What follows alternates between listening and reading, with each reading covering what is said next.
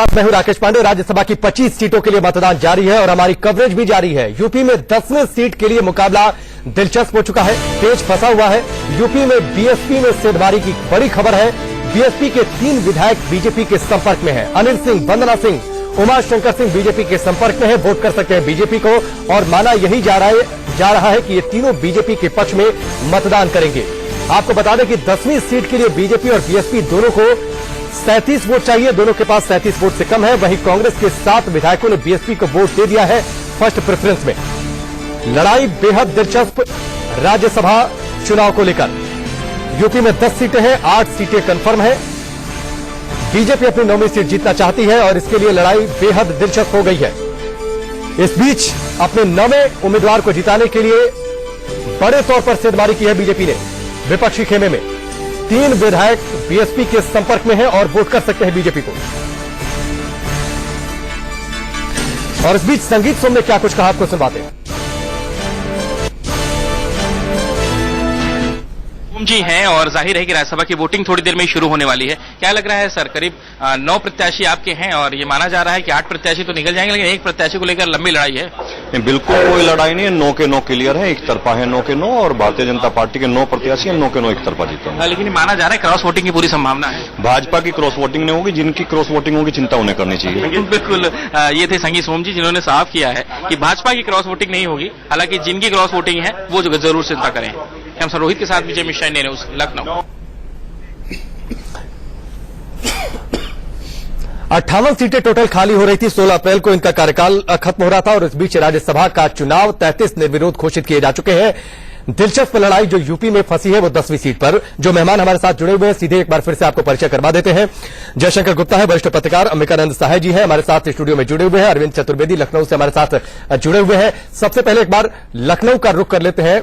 अरविंद का चलिए एक बार फिर से हम रुख करेंगे, लेकिन जयशंकर जी, लड़ाई बेहद दिलचस्प और मुकाबला तो अब सीधे सिर्फ इस बात पर आ टिका है कि जीतता कौन है। 9वां उम्मीदवार बीजेपी का जीत जाता है या फिर बीएसपी एसपी के बीच क्या कुछ चल रहा है। मामला तो यहीं पर आकर फंस चुका है और इसमें बाजी जो है वो बीजेपी मारती दिख रही है।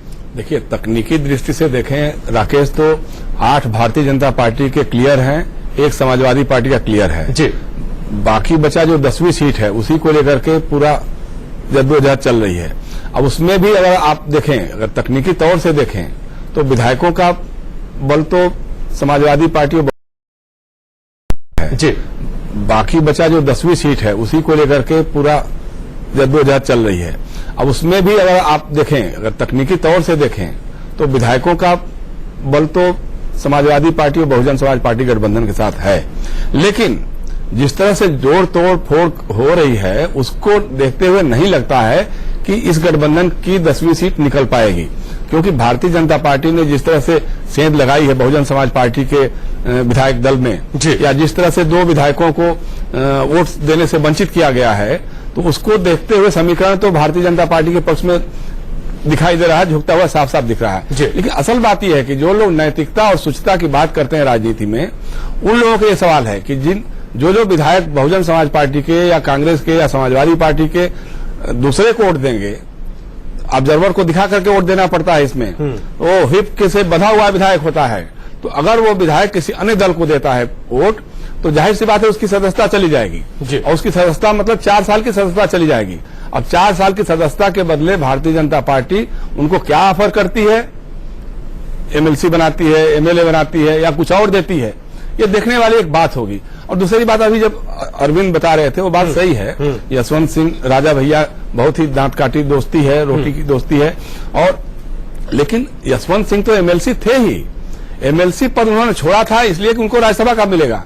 अब राज्यसभा तो आपने दिया था, ये उनके मन में था कि भाई वो तो एमएलसी थे ही, पहले मंत्री भी राज्य सरकार में रह चुके हैं, कई बार मंत्री रह चुके हैं, और मुलायम सिंह ने तो उनको 2 साल पहले ही डिक्लेयर कर दिया था एमएलसी दोबारा देने के लिए, तो उसमें ऐसी कोई बात नहीं थी। वो चाहते थे, राज्यसभा का टिकट चाहते थे, इसलिए उन्होंने त्यागपत्र दिया था और वो बात पूरी नहीं हुई।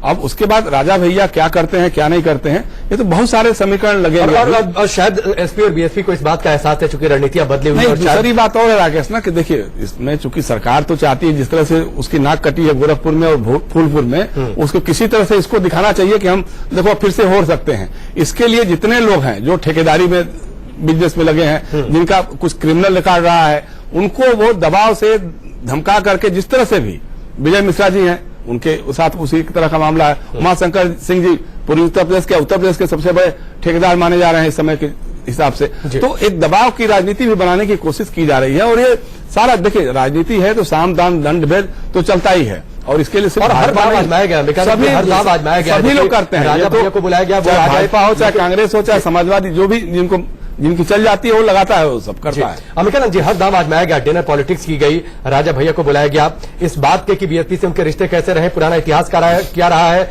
वो भूलकर पहुंचे थे। अखिलेश यादव के उस डिनर कार्यक्रम में पहुंचे थे, हालांकि उन्होंने बयान भी दिया था कि वो समर्थन देंगे जिस तरीके से, लेकिन फिर उसके बाद इस बीच एक बड़ी खबर आ रही है, बीएसपी के 15 विधायकों ने वोट डाल दिया है।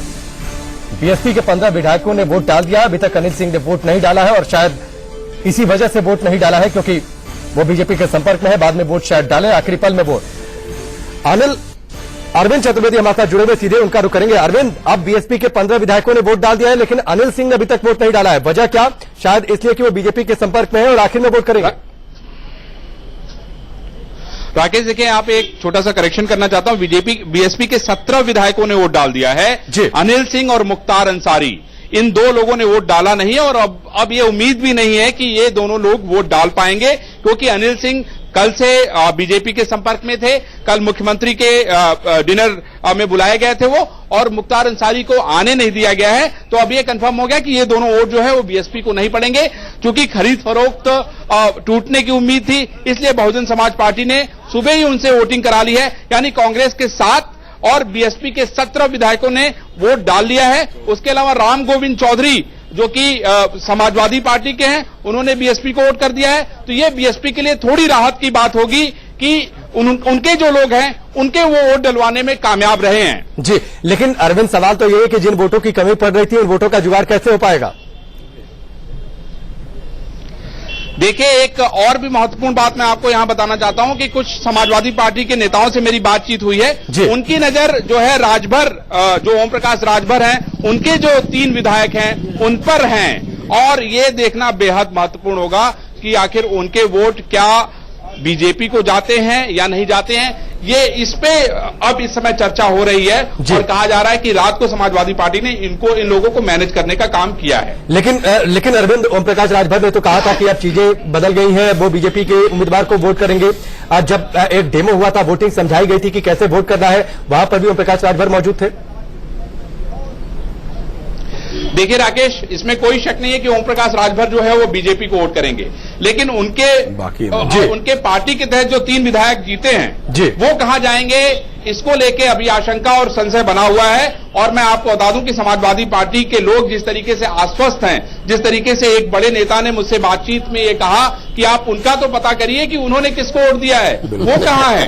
तो ये मन में एक संशय होती है, एक शंका होती है कि ओम प्रकाश राजभर के लोग टूट तो नहीं गए, क्योंकि जिस तरीके से हालात हैं, अगर आप देखें पार्टी में ओम प्रकाश राजभर को लेके उनके विधायकों की, उनकी हालत बहुत अच्छी नहीं कही जाएगी। और शायद इसीलिए अमित शाह से बार बार वो गुहार लगा के मिलने का समय मिला उनको, लेकिन उनकी मांगे कोई पूरी नहीं हुई। ओम प्रकाश राजभर के विधायकों की कोई बात नहीं सुनता है, ओम प्रकाश राजभर के विधायकों का थानेदार तक बात नहीं सुनता है। ऐसे में बड़ा सवाल ये होता है कि क्या अगर विपक्ष की तरफ से उनको कोई बड़ा बेहतर ऑप्शन मिलता है तो क्या वो उधर जाएंगे?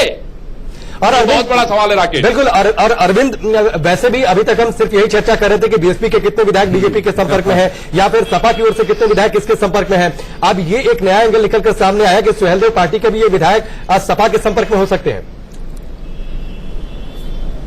निश्चित रूप से मैंने आपको कहा ना कि हर किसी को अपने राजनीतिक भविष्य की चिंता है, और ये आप जान लीजिए कि अगर सपा और बसपा का गठबंधन होता है तो वो वहां से उनकी सीटें जीतनी बहुत मुश्किल होगी। वो उनके लिए ज्यादा मुफीद होगा कि सपा और बसपा के तहत वो चुनाव लड़े, और अपनी राजनीति को बचाने के लिए इस तरह का निर्णय लेना बहुत आसान है। राकेश जी बिल्कुल। अरविंद, आप हमारे साथ बने रहिए, आपके पास लौट कर आएंगे। इस बीच श्रीकांत शर्मा ने क्या कुछ कहा ये सुन लेते हैं, उसके बाद अमिकानंद जी का रुख करेंगे।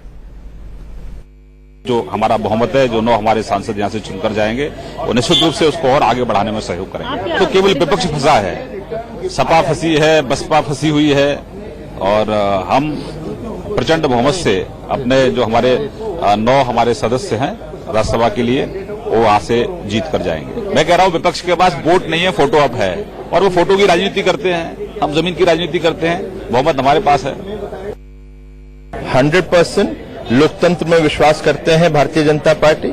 हम पारदर्शिता से चलते हैं, हमें किसी का हॉर्स ट्रेडिंग की आदत नहीं है। जो है, जिन्होंने समझौता किया खुलेआम कि आप हमें, सपा ने कहा कि हमें वोट दो फूलपुर और गोरखपुर में बीएसपी से, बीएसपी कह रही है कि आप हमारे को 10 कैंडिडेट्स अपने मजबूत दो, तो ये तो ओपन सौदेबाजी हो रही है। तो ये सौदेबाजी is as good as horse trading. संख्या बल के ऊपर तो वो भी गए हैं, उनके पास कहाँ है संख्या?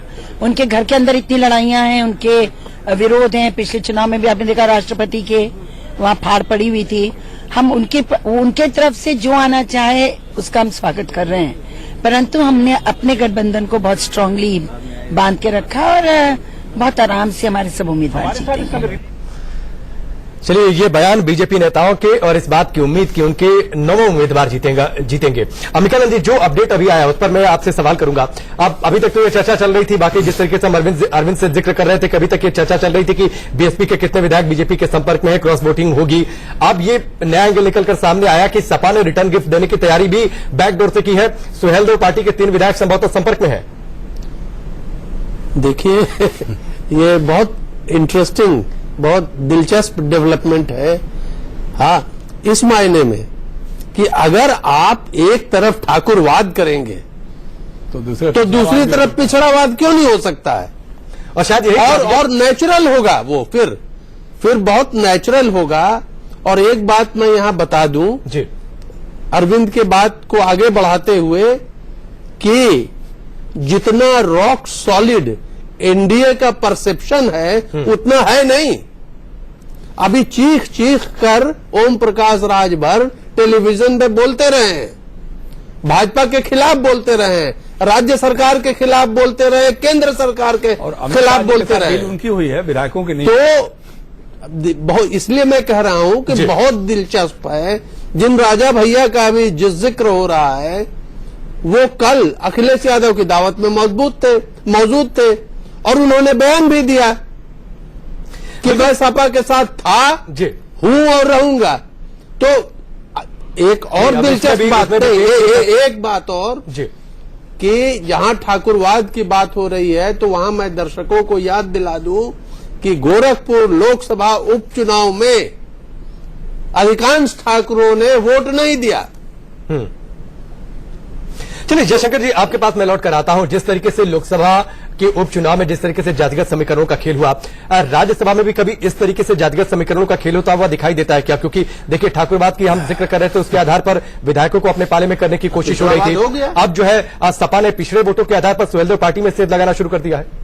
नहीं, आमतौर पे राकेश इस तरह से नहीं होता था, राज्यसभा के चुनाव में नहीं होता था। धनबल जरूर प्रभावी होता था कि कौन एक जो अतिरिक्त सीट जिसको माना जाता था कि उस पर लड़ाई हो सकती है, उसके लिए कोई न कोई एक पूंजीपति और उद्योगपति खड़ा किया जाता था और वो धनबल से खरीदता था वोटों को।